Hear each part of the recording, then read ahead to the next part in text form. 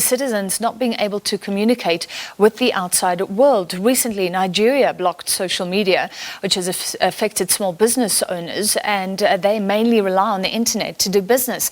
This can also affect access to services. To discuss, we're joined from Nairobi by Kennedy Wandera, chairperson of the Foreign Press Association. Mr. Wandera, thank you for being with us. Let's start with the claims in Zambia that internet services, even WhatsApp, was affected. Were you following that situation closely? Yeah, thank you, Francis. It is really embarrassing because Zambia now becomes the second country after Uganda in 2021 to restrict internet. And it is increasingly becoming more common for government to shut down the internet and even restrict access. And like I'm saying, this is quite embarrassing because you will expect that it will be easy for people to know what is happening in their countries, but it is really not happening. Yeah. So what I can say is that this kind of censorship is gaining momentum, and we've seen it in Uganda during January 14th election, presidential election, where the internet service providers were ordered to shut down social media platforms. We've also seen it in Tanzania during its presidential election in October 2020, where the government restricted access to the internet and social media platforms. Now, some Tanzanians are using virtual private network to access internet.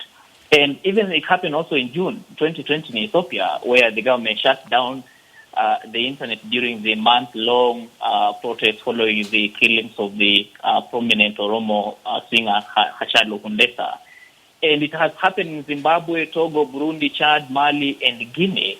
So having at least 16 African countries that have restricted internet is quite embarrassing and shameful. Yeah, I can't believe how long the list of countries you've just spoken about is. We also saw disruptions in Eswatini, and I think it was there that MTN admitted that at the request of the government, it had cut off services. So this raises an ethical issue for the companies as well. Should they follow the governments? But if they don't do business in the country, so it's pretty difficult.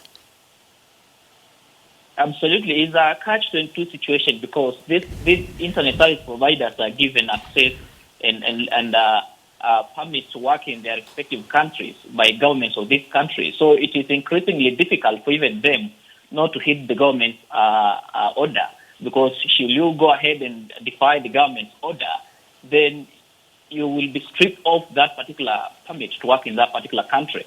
And just like it has happened in Zambia, and it happened sometimes back in Ethiopia, where the costs are coming in to restrain the government from doing such. I think now that is the new battlefront, because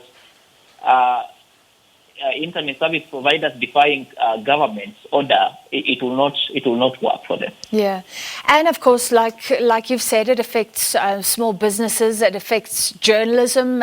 So it affects the ability of journalists to do their work and a free press to function. Do citizens find ways to get around the restrictions, or are they simply hamstrung? And is it good news that despite what happened in Zambia, we see an opposition leader coming in, despite what the government tried to do around the internet? Yeah, and for the case of Zambia is a unique one, because you've seen Zambia government trying to restrict the opposition from moving from one place to the other to campaign. And they've brought entirely the whole campaign on social media via Twitter and Facebook. And that has been seen as an avenue where the young people are. And a country like Zambia, where the young people have shown interest in their country, you realize that they depend on the internet. So curtailing such kind of access really impedes what they do. But again, journalists struggle to work. We've seen that in Uganda, we've seen that in Tanzania, we are seeing it in Zambia.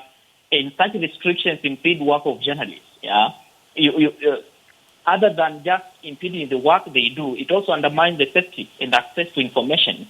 It will not be possible at all without the internet in these countries for a journalist to find stories and even send them outside these countries' borders. So it is difficult, and we are also seeing it as one way of trying to, of course, negate the principles of media freedom. the whole concept of censorship is an affront to press freedom. Yeah. And it will be good. It will be good that this government under AU really operate in a way that is going to help the young people or the people in their country, the citizens, to access information. But again, there is also similarity in these countries that are trying to restrict internet because the incumbents are seeking to stay longer in power. And it is not working for them because now we saw even in Zimbabwe the other time. Yeah. We've seen it in Malawi. Yeah, where the young people are now coming up and saying this is no. But like I indicated, in countries like Zambia, Uganda, Tanzania, Ethiopia, Zimbabwe, Togo, Mali, Chad, Guinea, and Sudan, it is increasingly becoming a common trend. But we will continue also to rally the international organization and even the African Union to rein on these regimes because it is embarrassing and shameful. Yeah.